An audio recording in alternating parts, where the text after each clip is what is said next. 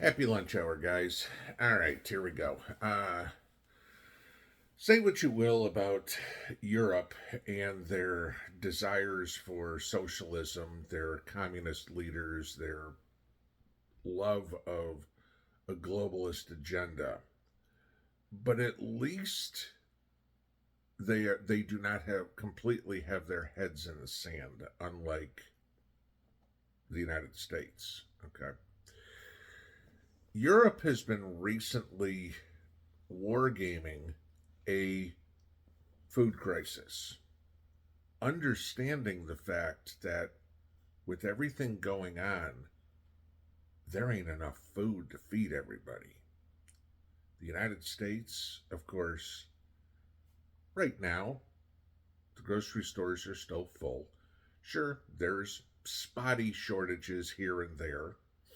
We know prices are outrageous, but anybody with a lick of common sense can see the writing on the wall and know this is we're heading for trouble. Okay, with everything going on in California between wildfires that we've had in the last few years, with all this snow and cold weather, flooding, etc., that they've got going on now, with the fires that are still burning in the panhandle of Texas, destroying the meat supply, the droughts, we all know.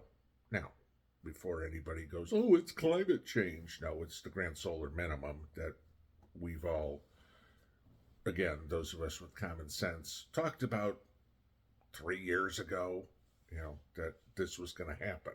Okay. Fortunately, most of us that have been doing this for a long time are well prepared for it. And you notice that there's a whole lot of people in this country that are all of a sudden going, hey, you know what? Maybe those preppers weren't, tinfoil hat wearing conspiracy theorists. Maybe they were onto something. And all of a sudden you're seeing other people, you know, non-traditional preppers going, you know what? Maybe I'm going to do something about this and protect myself. Brilliant idea. It's called common sense. Okay. But you take a look at what's going on in Europe and what are they wargaming out, figuring out what to do. The first one, harvest failures. Wow, what an idea. Okay. They're figuring that in 2024 and 2025 we are going to have significantly more harvest failures, which are going to impact animal feed prices, which is going to curb livestock and fish production. We haven't heard anything about that. No, I don't know. The last few years here in the United States, have we? No. Okay. They're talking about, at least in Europe, palm oil cuts because Asia not having as much palm oil. Here in the United States, we use a lot more corn oil, vegetable oil, or sunflower seed oil. Okay. Yeah.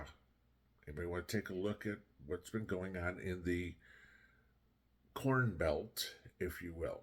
Droughts, corn down. Okay. We've heard this for years now, that the corn production is down.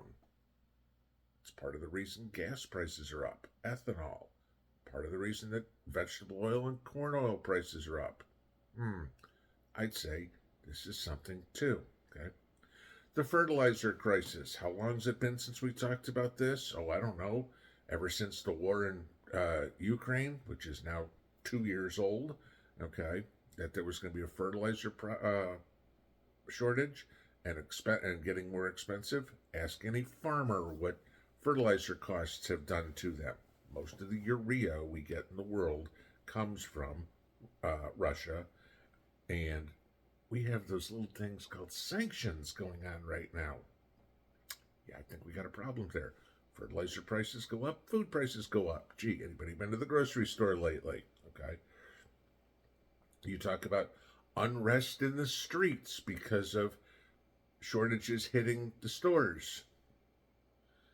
Haven't seen any stories in the United States at all about people stealing food, about stores locking up things, putting it behind plexiglass because people are stealing it. Have you now? I mean, this is literally right in our face. And at least the socialist governments of Europe are realizing that, hey, this is going to be a problem. Unlike our current administration, who thinks everything's great. This is the best the United States has ever been, right? You know, tonight is Biden's State of the Union address, which ought to be a joke, okay? Even the Democrats are coming out today saying they're afraid of what he's going to say. They're afraid of him putting his foot in his mouth and committing the many, many Biden gaffes that he always does. The overwhelming consensus is he needs to talk about the failures of the economy and what he's going to do to turn it around in 6 months.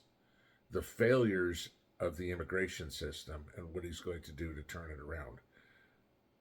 The Democrats are even scared about this, okay, to give you it. But you know he's going to come up and say how great Bidenomics is, how we just don't understand how good his economy is. Because homelessness at an all-time high, grocery prices at an all-time high, inflation at a decades-long high, yeah, crime high, illegal immigration all-time high. Yeah, there's a lot of records that the Biden administration has set, none of which are good for the American people. And food is the most crucial one that we all have to worry. When the average American household, this is scary, when the average American household is now paying near 30% of their household income for food, okay? Go ask your mortgage company if they will finance a house for you for more than 30% of your income. Most of them will say no, unless it's some crazy, risky loan, okay? That's usually the threshold, 30% of your income for your housing. And we're now paying 30% of our income for food. Oh, yeah, and let's look at the food that people are buying. They're not buying the same stuff they bought 3 or 4 years ago. They've cut down to lower quality cuts of beef, you know, higher fat ground beef. They've cut from chicken breasts to chicken thighs, you know. This is what people are doing. And we're not doing anything about it as a country. Okay?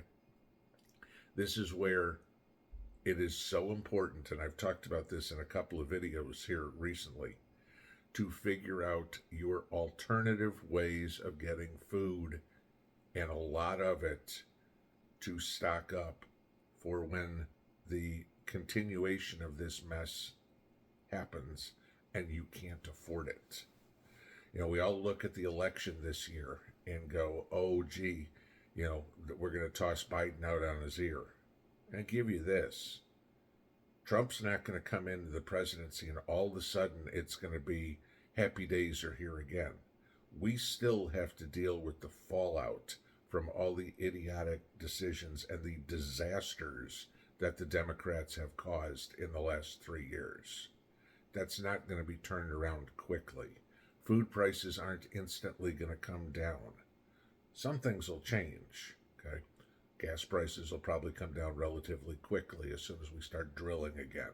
But again, it's not like Trump's going to be inaugurated on a Tuesday and on Wednesday all of a sudden gas is going to drop $1.